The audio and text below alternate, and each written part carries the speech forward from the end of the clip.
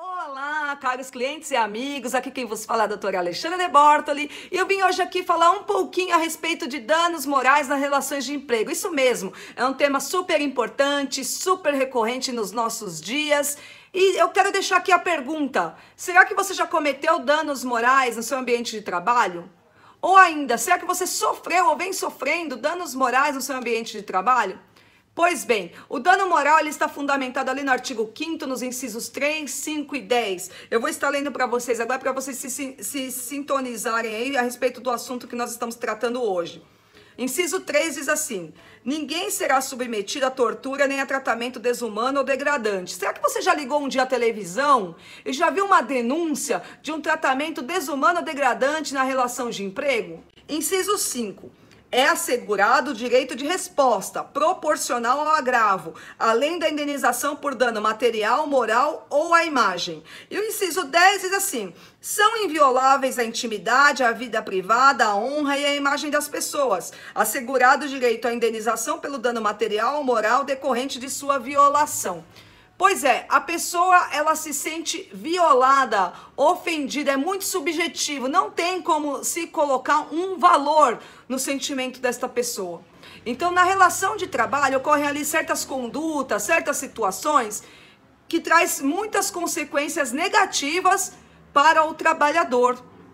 Ele fica abalado psicologicamente, ele fica cerceado no seu desempenho das suas funções, porque ele está abalado, ele não está trabalhando plenamente, né, com toda a liberdade, porque ele está se sentindo violado, ofendido. E como que se dá isso? Pois bem, a gente traz aqui hoje alguns exemplos a respeito de dano moral na relação de trabalho.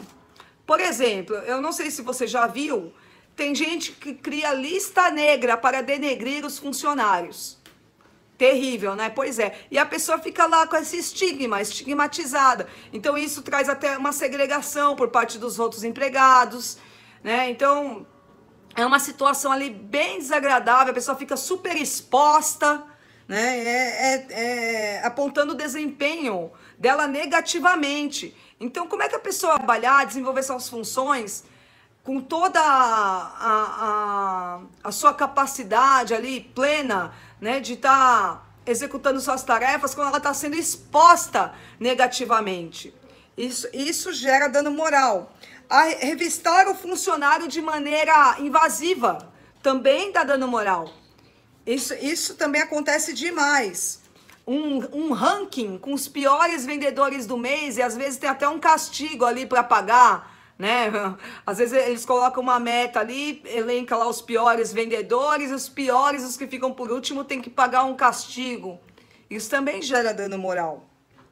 Anotação na carteira de trabalho que prejudica o funcionário sem prova, exemplo, justa causa por um furto que não tem provas. Por exemplo, o funcionário tem uma doença, ele entrega um atestado, diz ali que ele tem uma doença venérea. Aí o patrão vai e divulga isso, propaga isso dentro da empresa, e a pessoa fica exposta, né, com a sua intimidade ali exposta. Isso também gera danos morais.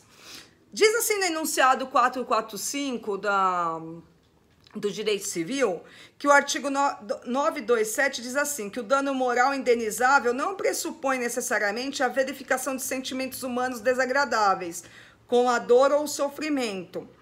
E o enunciado 550 diz que acerca do tabelamento dos valores de indenização, a quantificação da reparação por danos extrapatrimoniais, que são os danos morais, não deve estar sujeito ao tabelamento de valores fixos.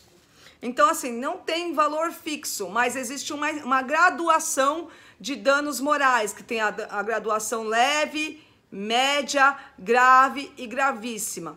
O juiz, no caso concreto, ele vai avaliar a extensão do dano, ele vai avaliar o caso concreto, quais foram essas consequências, mas para isso tem 4 requisitos que têm que estar presentes nesse pleito de dano moral: a autoria, o ato ilícito, o dano e o nexo de causalidade. A autoria é quem fez, quem foi o autor que ensejou este pleito de dano moral. Então tem que comprovar.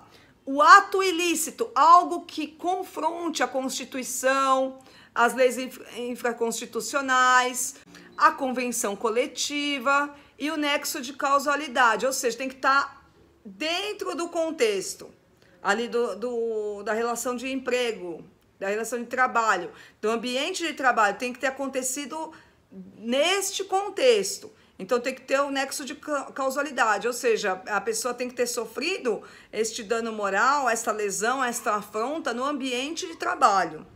Não basta conduta ilícita, tem que haver a comprovação do dano, né?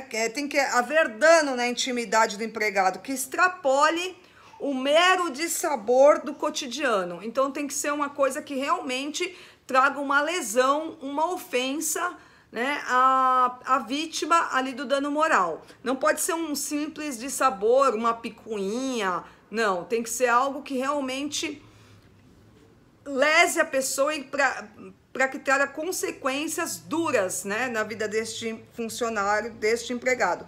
Os bens juridicamente tutelados, que nós falamos aqui, da intimidade, da honra, do direito à imagem, né, eles devem ter sido atacados. Então, assim, no anexo de causalidade, deve ficar clara a relação de causa e efeito entre a conduta do empregador e o dano suportado pelo empregado.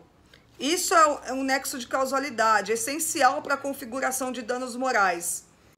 O juiz, no caso concreto, ele vai verificar a extensão do dano, vai verificar as condições socioeconômicas e culturais do agressor, as condições psicológicas da vítima, o grau de culpa do agente de terceiro e da vítima. Então, o juiz ele vai fazer uma análise deste caso concreto. Pois bem, meus amigos, se você está sofrendo, se está se tornando uma coisa pesarosa, você está ali no seu ambiente de trabalho, se você está sem entusiasmo para seguir com a sua rotina, né, profissional, por alguma destas condutas, que talvez os líderes estejam sendo incentivados pela empresa, o seu próprio chefe direto venha a cometer uma conduta deste tipo, procure um advogado, reúna as provas, né, para ver se encaixa, né, na situação de pleito para dano moral. É muito importante, busque os seus direitos, né, e eu espero ter ajudado. Obrigada.